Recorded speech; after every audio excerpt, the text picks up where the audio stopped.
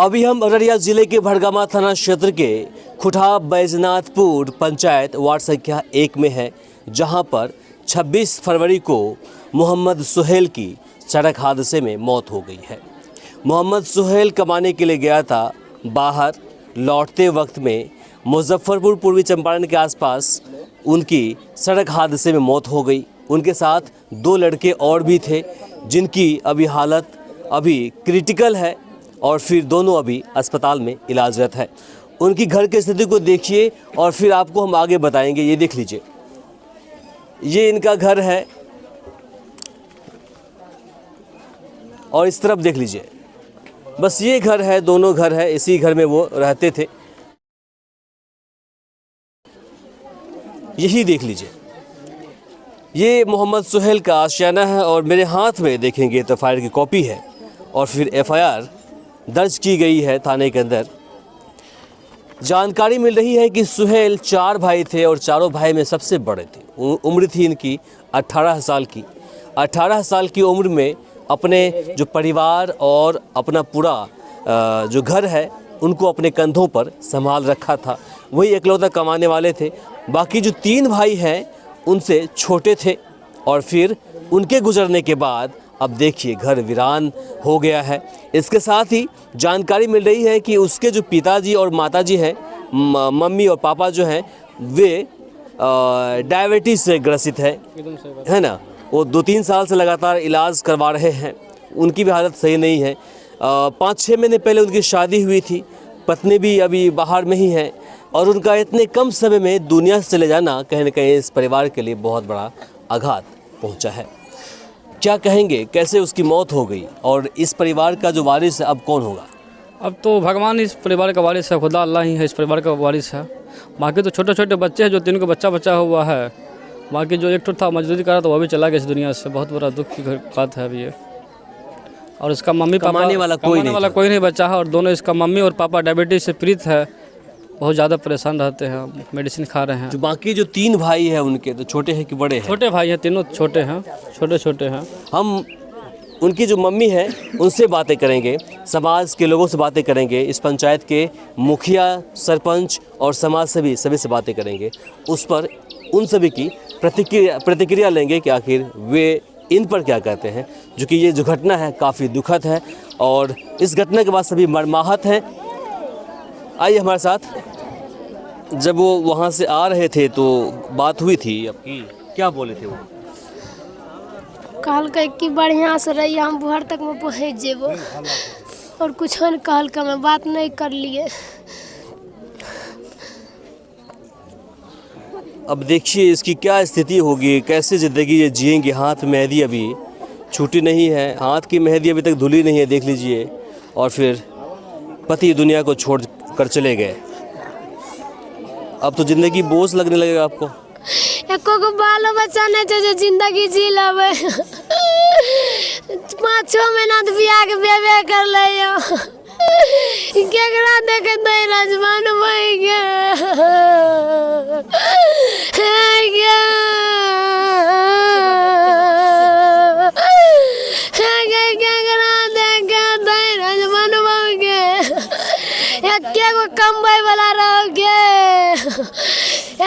कमबै वाला रह गया। बहन सच बियाह करे लगे हे गे, बाबू तो बीमार रह गए हे गे। मरहूम सुहेल की ये माँ है। कहाँ गया था आपका लड़का, कहाँ से आ रहा था? बोली ना तुम की बोलबगे, पी गेले बेटा कम बोली ना। ओ पी गेले कम बैला ओ बाबू आया बराई गोरा ओ अगाड़ी से बेटा हमारा ये कसी अनंता बागले यो ए अल्लाह ए अल्लाह ए ओ।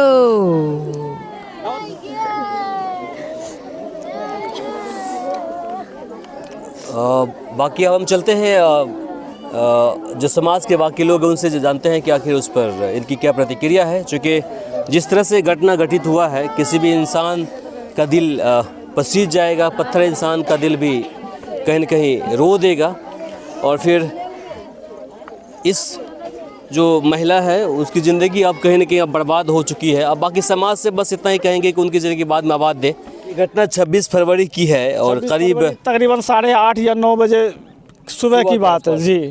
अच्छा, तो उसमें जिनका उस हादसे में मौत हो गई है उनका नाम मोहम्मद शाहिल उर्फ सोहेल, जी पिता मोहम्मद मुमताज़, उम्र करीब 18 वर्ष। और ये दूसरा जो है उनका नाम है मोहम्मद समीर, है ना, और तनवीर, यही ना। तो ये तीनों मतलब आ रहे थे, कहाँ से आ रहे थे ये लोग? आ रहे वहीं से कहीं गोरखपुर साइड से या मोतिहारी से मजदूरी करके ये लोग आ रहे थे। रजाई गद्दा का काम करता, मजदूरी करता था ये लोग। अच्छा अच्छा। तो वहीं से आ रहा था घर के लिए। हाँ। इसलिए कि हमारे यहाँ शादी थी, तो वो मेरा भांजा था जो लड़का इंतकाल किया, तो शादी में अटेंड होने के लिए आ रहा था। हादसे का कारण पता चला, मतलब कैसे हादसा हुआ? हादसे का कारण वहाँ के लोगों से जो जानकारी हुआ और क्या कहते हो एम्बुलेंस के जो ड्राइवर थे उनसे मेरी बात हुई, तो उन्होंने बताया कि इसको अज्ञात वाहन मार के चला गया। जिसका हाँ जी, जिसका कोई सबूत ना तो प्रशासन के पास है, नहीं हम लोगों के पास, यहाँ के लोगों के पास था। अब सोचने वाली बात है कि 18 वर्ष का नौजवान पोता दुनिया को अलविदा करके कह गया, और 70-80 साल के जो दादाजी हैं, ज़ईफ़ हैं, ये जीवित हैं, मुंह में दांत नहीं है, ये जीवित है। तो ये सब ऊपर वाले की लीला है। क्या कहा जाए इस पर? में आया क्या कि जो लड़का घायल हुआ है वो हॉस्पिटल जाने से पहले अच्छा था, हॉस्पिटल जाने का बाद ही इसका डेथ हुआ है। हॉस्पिटल जाने से पहले अच्छा था? हाँ, रिपोर्ट मिला हमको। मृत्यु का कारण, मेन कारण सर है कि उसका कोई वहाँ मान के चलिए लावारिस समझ के इसको हॉस्पिटल के अंदर छोड़ दिया गया। जहाँ कोई अपना कोई होना चाहिए था ना इसको एडमिट कराने के लिए, वो सुविधा नहीं होने के कारण और हॉस्पिटल की लापरवाही के कारण इसका मृत्यु जो है ना। आप लोगों को कब जानकारी मिली? यहाँ से तकरीबन 210 या 20 किलोमीटर की दूरी है सर। आप लोग अंदाज़ा लगाइए कि हम लोगों को अगर किसी भी वाहन से पहुँचेंगे तो कम से कम हम लोगों को 4 से 5 घंटा लगेगा। जब तक हम लोग गए थे तब तक सोहेल का जो है ना, मोहम्मद सोहेल का डेथ हो गया था। जब उसके बॉडी को हम लोग हाथ लगाए तो मोटा मोटी वो ठंडा पड़ चुका था। तो उसके बाद एक इलाज था कि क्या था? इलाज स्ट्रेचर पे डाल के सीढ़ी के नीचे इसको रख दिया गया था। कुछ भी नहीं किया, कुछ भी नहीं किया उसको। जब इसको एम्बुलेंस से उतार करके एम्बुलेंस वाले भी भाग गए, रुका भी नहीं। हम फ़ोन भी किए, भैया आप रुकिए, ऑक्सीजन लगा के रखिए, हम लोग पहुंच रहे हैं, तो वो भी नहीं माना। वो निकल गया गाड़ी लेकर के। जो चकिया से आए थे मुजफ्फरपुर, जो एम्बुलेंस, साथ में कोई नहीं था? नहीं, साथ में कोई नहीं था। जो 3 था तो तीनों तो वो बेहोशी हालत में ही था। वो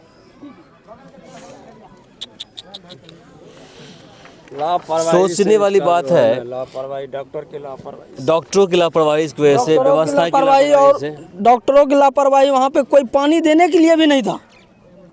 ये सोहेल जी जो है ना, तरफ के ही डेट किया है। वो पानी देने वाला भी कोई नहीं था। और छोड़ करके कैसे वो एम्बुलेंस वाले नीचे में ही छोड़ करके चला गया।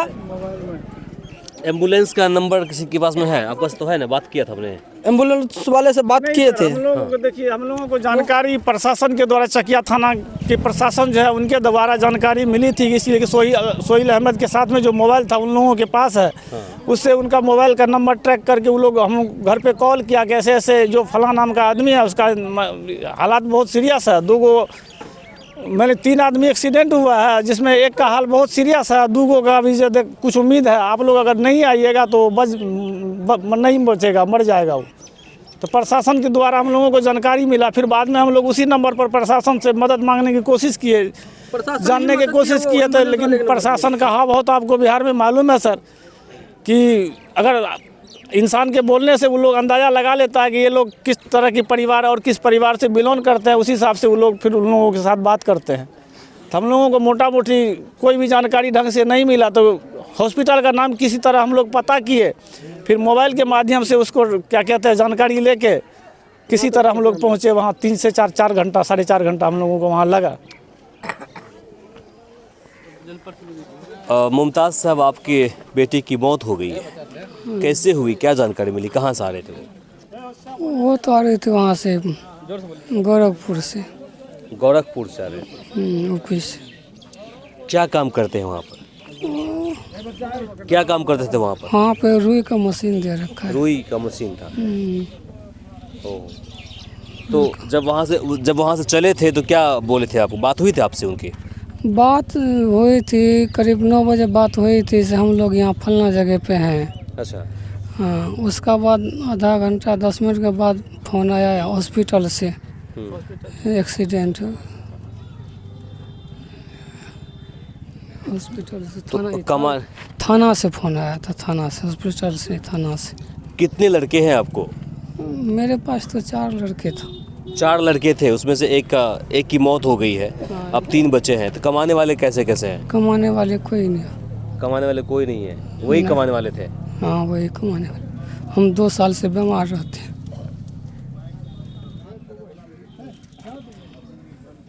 अब क्या चाहते हैं प्रशासन सरकार से, क्या चाहते हैं? प्रशासन सरकार से क्या चाहे? मुआवजा, जो मुआवजा मिलता वही नहीं चाहेंगे, और क्या चाहेंगे? ये अभी बोलने में असमर्थ है सर, नहीं बोल पाएगा। मेरे जीजाजी हैं, सरकार से यही चाहते हैं कि प्रशासन हॉस्पिटल के जो विधि व्यवस्था है वो सबके लिए बराबर होना चाहिए। ये नहीं कि किसी अमीर का सही उपचार हो और गरीब को सड़क पे मरने के लिए छोड़ दिया जाए, उसमें सुधार लाए। और गरीब परिवार का जो सरकार का जो न्याय है, जो मुआवजा राशि है, प्रशासन के माध्यम से और आप मीडिया बंधु के माध्यम से यही चाहूँगा कि वो टाइम पे मिले और जल्द से जल्द मिले। उसको मिलने में किसी तरह की आनाकानी ना हो, ताकि किसी गरीब की भला हो। नहीं, बात सही है, आपका कहना सही है। खुटाव बैजनाथपुर के मुखिया उदय शंकर राम जी हमारे साथ मौजूद हैं। क्या कहेंगे इस घटना को लेकर मुखिया जी? बहुत दुख की बात है जो हमारे इस बीच से 18 साल का युवक निकल चुका है, और इस बहुत ज़्यादा तकलीफ़ हो रहा है हम लोग को, और समाज का भी यहाँ का जो है सबको तकलीफ़ हो रहा है। एक बाल बच्चा गरीब घर का था, और आज वो लोग मोटरसाइकिल से आ रहे थे और ट्रक से उसको धक्का मार दिए। धक्का मारने के बाद वहाँ जो है कौन जगह बोले, हाँ वहाँ हुआ, और वो बच्चा तो एक ठो नहीं है मरा, 2 ठो पटना हॉस्पिटल में भर्ती हुआ है। इससे मैं यही कहूँगा जो मूल राशि है उसको दे दिया जाए, यही हम आप लोग से कहेंगे। नहीं, बिल्कुल सही बात है। जब सरपंच साहब हैं, समिति साहब हैं, क्या नाम है समिति जी? सबसे पहले तो मैं आपको धन्यवाद देता हूं कि आप क्षेत्रीय मीडिया कर्मी और इमरान भाई साहब, आपका जो हमेशा देखते रहते हैं, जो गरीब सुदूर वर्ग में कहीं भी किसी भी तरह कोई परेशानी हमारे समाज के बीच में अगर होता है तो आप हेल्प सरकार के द्वारा करवाते हैं। शुक्रिया जी। और मैं अपने इस सभी ग्राम पंचायत खुटाव बैजनाथपुर से पंचायत समिति सदस्य हूँ। मेरा नाम राजा है। आज हमारा ये समाज जो है ना, गरीब तबके के समाज हैं, ठीक, जिस कारण से हमारे गरीब बच्चे लोग जो है ना दूर दूर कमाने के लिए जाते हैं, अपने सारा परिवार को छोड़ करके, ठीक है। अभी जो घटना हुई है उसके पीछे जो है 2 बच्चे हैं, परिवार है, कोई देखने वाला नहीं है, सिर्फ कमाने वाला वही था, रोजी रोटी बस वही था। बेचारे उतना दूरी से आ रहे थे सर, बाइक से आ रहे थे, 2 आदमी थे, एक बच्चा था जो उनका बच्चा था। अपने तो बेचारे स्वर्ग चले गए।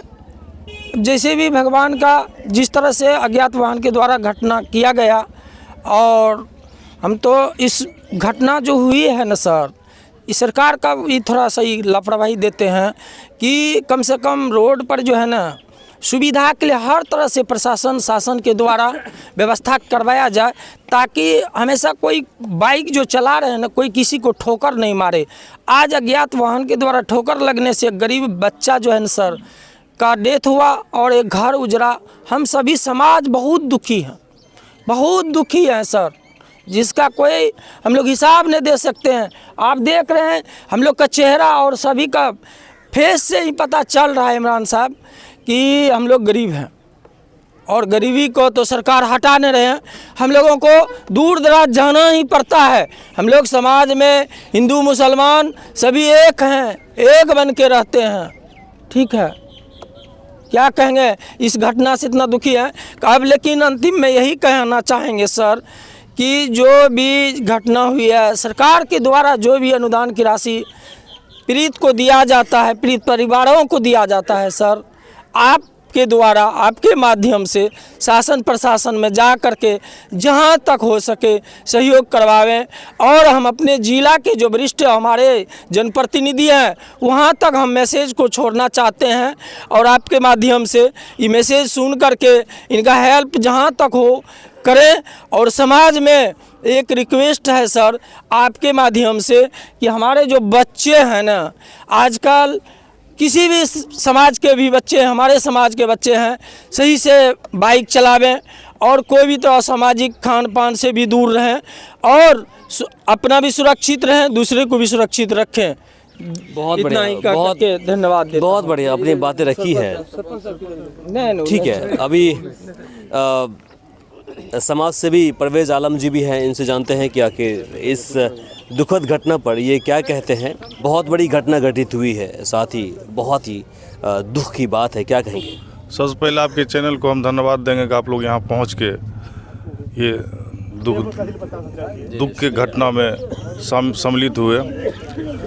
यहाँ देखिए, ये बहुत पुअर परिवार के बच्चे थे, ये बाहर कमाते थे, मशीन उसीन जो होता है मंसूरी बिरादर का, वही मशीन पर अपना तोशक उसक ये सब सिलाई करते हैं। बाइक से आ रहे थे, आने के क्रम में 3 आदमी सवार थे, 2 घायल है जो हॉस्पिटल में है, पटना शायद IGIMS में है, और एक तो वहीं पर डेथ कर गए। उस परिवार में, जिस परिवार में घटना हुआ है, उस परिवार का अगर दृश्य का पता आप लगाइएगा, पूरे गांव समाज मेरा जो है मरामाहत दुखनीय है। जितना दुख इस पर व्यक्त किया जाए वो कम है, जितना किया जाए तो हम लोग तो अब कुछ कर नहीं सकते हैं। उसका प्राण जो है ऊपर वाला के यहाँ चला गया, हम लोग उसको वापस नहीं कर सकते हैं। लेकिन हम चाहेंगे कि समाज के सहयोग से, प्रतिनिधि के सहयोग से, आपके सहयोग से, जो सरकार का रूल है, जो सरकार का रूल रेगुलेशन है, उनके अनुसार इनको अनुदान मिलना चाहिए। सरकार में ये बात जाना चाहिए। दूसरा, आप वो लिहाज को देख लीजिएगा कि पोस्टमार्टम जो हुआ किस तरीक़ा का हुआ। अगर आपके नॉलेज में ये हुआ होगा कि हमको लगता है कि पूरा का पूरा उसको चिरा गया है, अगर वो अवैध पोस्टमार्टम किया है तो उस पर भी आप मीडिया कर्मी उन पर गौर करेंगे, देखेंगे जो किस तरह का पोस्टमार्टम हुआ, कैसे हुआ, क्या हुआ, और जहां हुआ है वहां तक अपने न्यूज़ को, अपने आवाज़ को पहुंचा करके वहां से लिखित ले करके इस कार्य को आगे बढ़ाएंगे। इसके लिए हम सारे समाज आपका शुक्रगुजार रहेंगे। तो बात सही है, अब किसको बोला जाए भाई। हम तो सामने खड़ा हो करके हमने तो सामने खड़ा रह करके पोस्टमार्टम करवाया है। पोस्टमार्टम करने वाले जो लोग हैं, मेरे सामने की बात है, पैसा लेता है। अगर आप ज़्यादा पैसा देंगे तो आपके जो डेड बॉडी है उसके साथ ज़्यादा खिलवाड़ नहीं किया जाएगा। पैसा आप नहीं देंगे तो वो पूरा का पूरा खिलवाड़ कर देगा, क्या कुछ कर देगा, देखने के लायक नहीं बचेगा। तो मेरे सामने की बात है और पूरा देश जानता है कि पोस्टमार्टम में क्या कुछ होता है। और बिहार के अंदर जो डॉक्टर हैं उसकी लापरवाही को लेकर के कोई भी ऐसे व्यक्ति देश में नहीं है या फिर प्रदेश में नहीं है जो अवगत नहीं है। सभी जानते हैं कि डॉक्टर किस प्रकार से नौकरी पाने के बाद अपने आप को कितना बड़ा 30 मार खान समझते हैं, सबको पता है। 70-80 हज़ार रुपये महीना मिलता है सरकारी अस्पताल के अंदर और साइड से अपना क्लिनिक चलाते हैं। लाखों करोड़ों की संपत्ति कुछ ही महीनों के अंदर, कुछ ही सालों के अंदर अर्ज लेते हैं, सबको पता है। आजकल जो ह्यूमन जो है, मानवता के लिए जो काम करने चाहिए वो कम करते हैं और अपना धंधा अधिक चलाते हैं, सबको पता है। इसे बोलने वाली बात क्या है, इसको कंट्रोल करने के लिए हमें नहीं लगता है कि किसी की बस की बात हो पाएगी, कोई भी किसी कंट्रोल कर पाएंगे। चूँकि प्रदेश के अंदर पिछले 20 सालों से लगातार NDA की सरकार थी, उससे पहले आपको राजद की सरकार थी, कुछ समय के लिए गठबंधन सरकार बनी है। चाहे कोई सरकार क्यों ना आ जाए और फिर क्यों न चले जाए, लेकिन ये जो व्यवस्था है वो सुधरने वाला नहीं है।